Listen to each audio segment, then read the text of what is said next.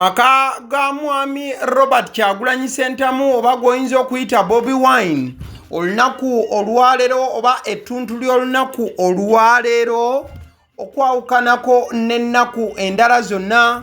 wobanga otunuulidde emyezi ebiri egibadde giyise wabadde wasirifu nnyo nga wawooteevu era nga toyina kyolaba amaaso nga bw'obanga otuuseewo gatunula ddala ne geolekera paka ku kikomera era nga kwe gakoma tewaliwo langi ya kiragala wadde omusajja omumpi oba omuwanvu ava mu magye gw'obadde osobola okuba nga okubako ebirozo bino nno munnamawulire wa NTV omukulu Sudiru Byaruhanga wamu ne banne bwe babadde nga boolekedde mu maka gano batuuse teri yadde ababuuza ebitambuliiso oba okubaako okubakugira okusemberera eggeeti eno ng'enfunda eziyise zonna bwe zibadde nekitegeeza nti olunaku olwaleero kikakasiddwa nti amagye poliisi wamu n'ebitongole ebikuumaddembe ebirala byonna ebibadde byasenga mu maka ga Robert Kyagulanyi Ssentamu Bobi Wine bimaze ne bigaamuka mu butongole era nga akatambi koolaba kakwatiddwa omukutu ogwa The Daily Monitor wali mu maka ga Kyagulanyi Ssentamu. In fact n'ebikubo byonna ebikuleeta okwolekera ewa Bobi Wine bw'obadde obitambula muganda wange tewabaddeewo akuba ku mukono. I can officially confirm that the military has vacated the home of National Unity Platform's president Robert Kyagulanyi Ssentamu in Magere, Wakiso district. Wabula oluvannyuma lw'okubeera nti amagye gaamuse amaka ga Bobi Wine njagala nsooke nkuzzeeko ko emabega. Bw'oba ojjukira bulungi akakiiko ako aka parliament we kaali katudde aka PAC we baabuuza omu ku bakulu mu poliisi yannyonnyola n'agamba nti ensonga eyali ebaleese mu maka ga Bobi Wine kwali kukuuma maka gano engeri gye kyali nti Bobi Wine yali tagaliimu. Because our presence is there to provide security. Because all of you know that he's not there. So if we are not there, people vandalize his property. Hello. So we are there making sure his property is safe. Ebigambo ebyayogerebwa omukulu oyo we yalinga alabiseko mu kakiiko aka PAC wali mu parliament n'agamba nti baali providing security eri amaka ga mwami Robert Kyagulanyi Ssentamu Bobi Wine era nti baali tebasobola kuva mu maka gano ng'omukulu taliwo olw'ensonga baali abantu basobola okuba nga balumbagana ebintu bye ne babyonoonayonoona ebya Bobi Wine ko wamu n'okukola obubbi wabula ate gye bukeeredde olunaku olwaleero ng'abakulu baavudde dda mu maka gano. In fact n'omukulu ow'ekitiibwa Kituuma Rusoke omwogezi wa poliisi mu Uganda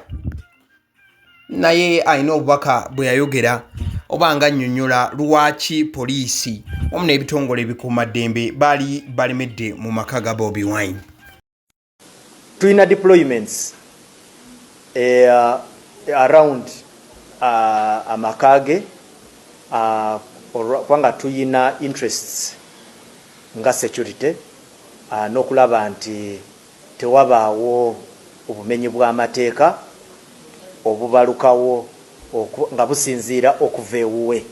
Ebigambo bya mwogezi wa poliisi gye buvuddeko omukulu Kituuma Rusoke yali agamba nti baali balemedde oba bali kumpi n'okubeera mu maka ga mwami Robert Kyagulanyi Ssentamu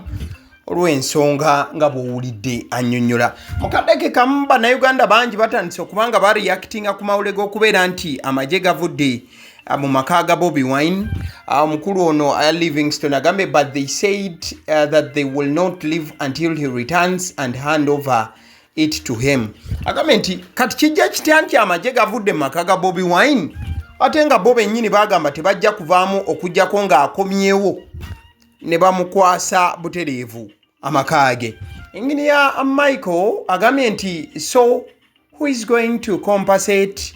for all the damages inflicted to the home and His Excellency Bobi Wine's properties inside and out the house. Agamba nti kati ani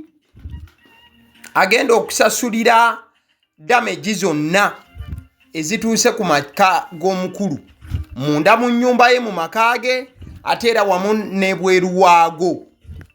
Kati Amaggye go geeyongeddeyo, ani agenda okusasulira ebyo byonna ebyonooneddwa?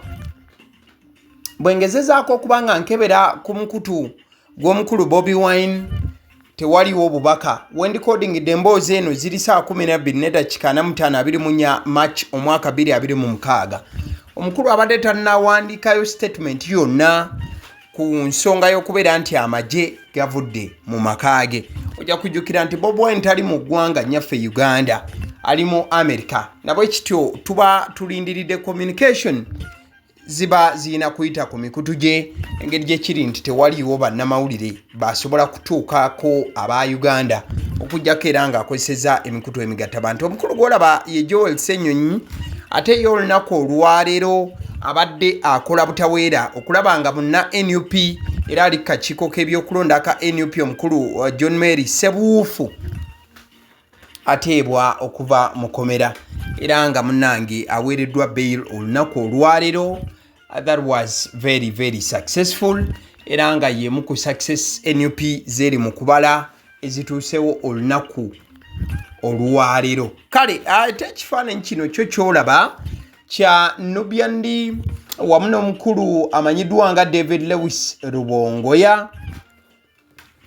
wamu n'omukulu oyo omulala okuva mu NUP. Olunaku olw'eggulo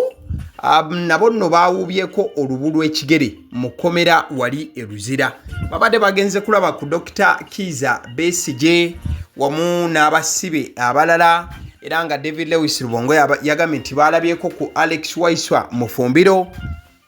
Edi Mutwe, Akireewo Kivumbi, Bobi Yanga, Bobi Yanga ng'aludde okulabikako ne mu kkooti, Bobi Giant,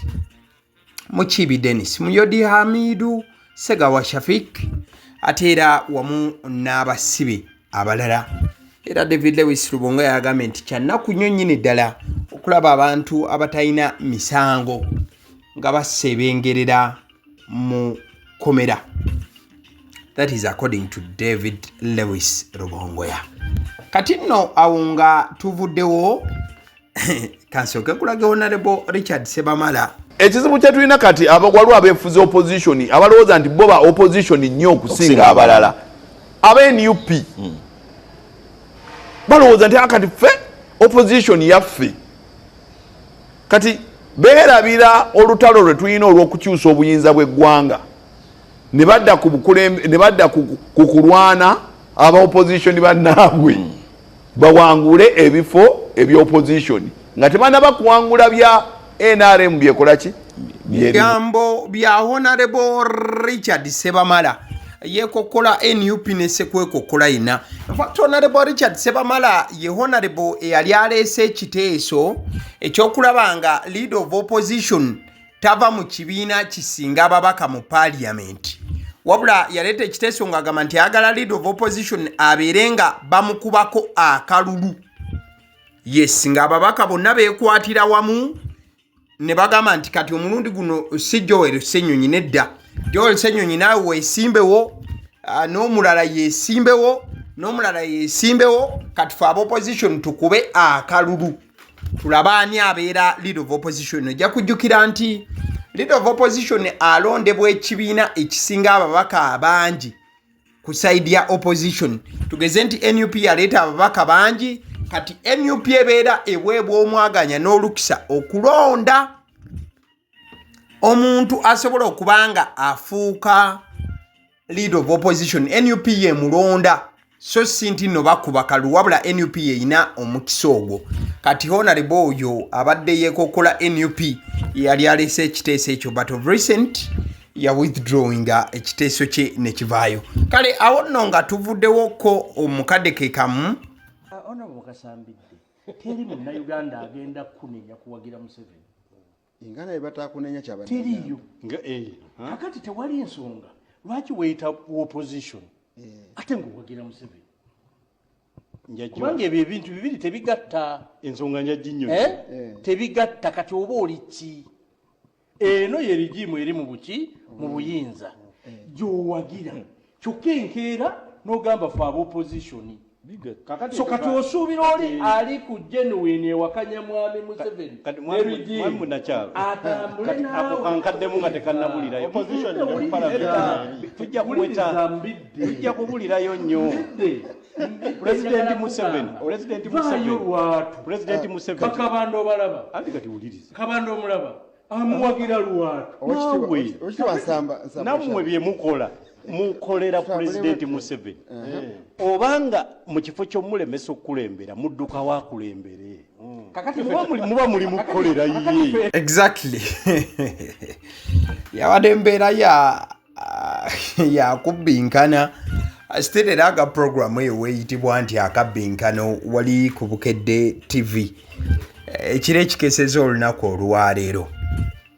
ababiri bano beeguddeko Honorable Mukasambidde ono nno nga ebbanga lyonna azze nga akalulu kamukuba in fact obwa Honorable oba bwa MP abadde jasi mukiise mu parliament ya East Africa wabula agezezangako nnyo ebbanga lyonna okwesimbawo kubwa MP era okuyingira parliament naye tasobodde nga akalulu bakamukuba buli kadde kati nno bagwisanyiza bwenyine Honorable Nsambo Shabe wa NUP namutwala kaguddeyo omanyi Honorable Mukasambidde yabadde avumirira ekya Bobi Wine okubeera nti yava mu ggwanga ono namugamba naye musajja lwaki tosalira ddala ddiiro lumu n'otugamba nti toli wa opposition owagira Museveni n'okyogera ekyo ne tukimanya ne tumanya nti owagira President Museveni lwaki owagiranga President Museveni naye ate buli kadde gwe n'olaga nti oli wa opposition ate bw'ovaayo buli kadde ke kamu ate gwe okuba opposition musajja lwaki toyogera direct gw'okolera Honorable Mbidde naye ne bamutwalamuko sipiidi awo musajja wattu ale nzikiriza nkutegeze ku bannaffe aba Honeybites bagamba nti bo omulimu gwe bakola gwa kukolera byakulya eby'abaana abadda ku masomero we tugamba abaana abadda ku masomero saabo bokka abadda ku masomero wabula n'ababeera ewaka balina package ey'ebyokulya eby'abaana mu line efaananako bwetyo gwe bakubire bukubizo bagambe njagala package y'ebyokulya by'abaana abali ku masomero oba abaana abalya ebyokulya balina ebyokulya yogera ku daddies yogera ku binyeebwa amawogola yogera ku bagiya yogera ku cupcakes yogera ku donuts osobola okubafuna ku 0709 787508 ate era mukadde ke kamu bw'oba oyagala ku pizza size yonna era namba y'emu ate era mukadde ke kamu bakola ne cake eza buli mukolo babayita aba Honeybites njagala n'okutegeeza ku bannaffe aba Alson Painters UG bano basiizi ba langi era nga balina obukugu mu kusiiga langi era bamanyi ne langi ki egenda ku kizimbe kyo era mu ruumu ki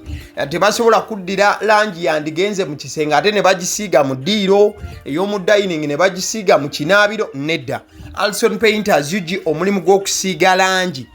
bagukugukira ddala basiiga ebizimbe okuviira ddala ku ruumu emu paka ku makalina gwe bakubira ebukubizo bagambe nti Alson Painters UG namaliriza okuzimba ekizimbe kyange in fact ne bw'oba olina ekizimbe nga kikadde nga olaba langi yakyo efaanana si bulungi Alson Painters UG bazze kugonjoola nsonga eno bakubire ku 0705 1936 be bannaffe aba Alson Painters UG aba Sidi Omusunsuzi lyerinnya eryange yenze aba Sidi Omusunsuzi yenze atuula emabega w'omuzindaalo buli lunaku era ly'eddoboozi ly'owuliriza ku mukutu guno aba Sidi Omusunsuzi ly'eddoboozi eryo era ng'omukutu kwoli gwe guno ogwagaliwo nagamba nti information yonna gy'olaba ku channel eno tetugattamu kintu kyonna ate tewali kye tutoolamu information nga bweba eyingiddewo ffe bwe tugikwata ne tugikuwa kati gwe omulabi n'osalawo ki ekyokukozesa information eyo kati kyogenda okukola mukwano gwange bw'oba omaliriza okulaba vidiyo eno likinga commentinga ki kyolowooza mukadde ke kamu subscribinga bwoba nga omukutu guno oli mupya ate era mukadde ke kamu sharingira mikwano gyo girabe vidiyo eno ate ne videos endala ku mukutu guno agaliwo YouTube channel mwebale kutulaba.